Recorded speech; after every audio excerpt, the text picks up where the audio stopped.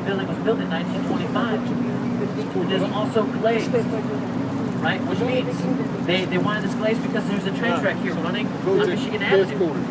And the train was obviously giving off soot, so it was an easy building to clean and keep nice and white. Which is important for that building. It's a very beautiful building. Alright. Then let's take the left. Look to our left here. You see a building with a dome structure on top that's being renovated right now. That is 35 East Wacker Drive. It is known as the Old Jewelers Building, and that's because it served the jewel merchants here in Chicago. There was an elevator that from the base to the 22nd floor, it could take a car. And this car would be loaded at the 22nd floor with precious metals, jewels, and gold, and then be taken back to the bottoms. They didn't have to be worried. They didn't have to get worried about being robbed. Also at the top where that dome is was an old speakeasy from the 20s, owned by Al Capone, called Stratosphere, which is where he would party with the chief of police and the mayor. Take a look to our right. We see an interesting pair of buildings, and I want you guys to tell me, what do they look like to you? Flowers? Honeycombs?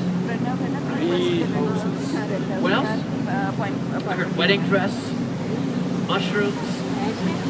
But yeah, actually the architect Richard Goldberg, he designed these buildings in 1964. He wanted them to look like Florida. So miss, you are the closest one on this boat to guess what they look like. Give her a round of applause! Yeah. The Marina City Towers. Now, these buildings were designed with the intention of being a city within a city. At the bottom, you'll be able to see a boat marina. You'll be able to see restaurants on the next level. They also had health clubs, bowling alleys, movie theaters, first aid stations, anything you can possibly imagine. Besides a job and a So, and this was basically because we know, if we look back to the 50s, we know that there was a baby boom and people were vacating cities going into the suburbs. So it was almost, did it work actually to keep people from moving from the city of Chicago? Maybe not. But as a poetic effort, I think it's very good. Alright, coming up on our right hand side, we have one of the oldest buildings you'll be able to see the river. Built in 1913, this red brick building. Reed Murdoch building. It's one of the first buildings to keep in mind of the Riverwalk. They wanted to start establishing a beautiful Riverwalk, like you can see here, so they built it 12 feet off the river shore.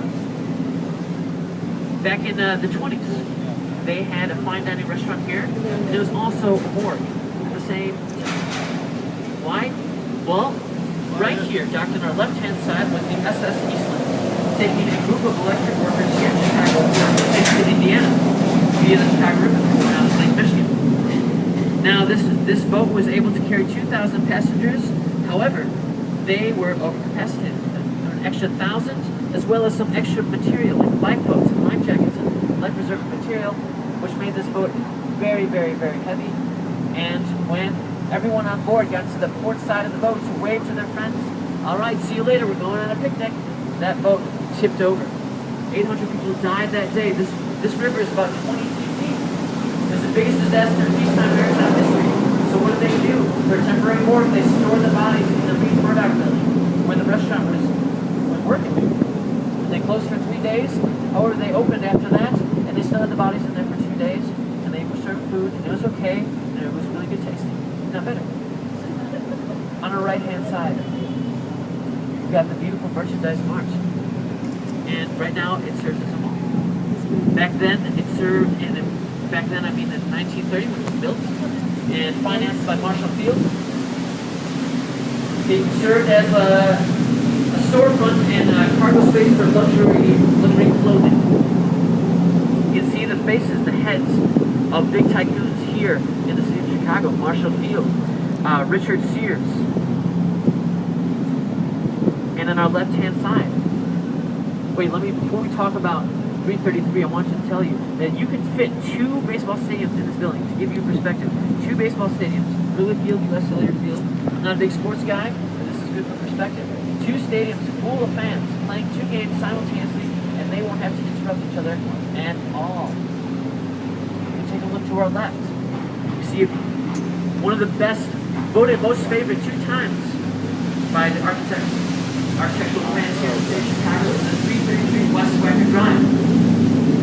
And in here, it is perfectly emulating the area around, as does the river. It is reflective, it is green. You can see the sky, the buildings around. And it is perfect for this point, because this is Wolf Point.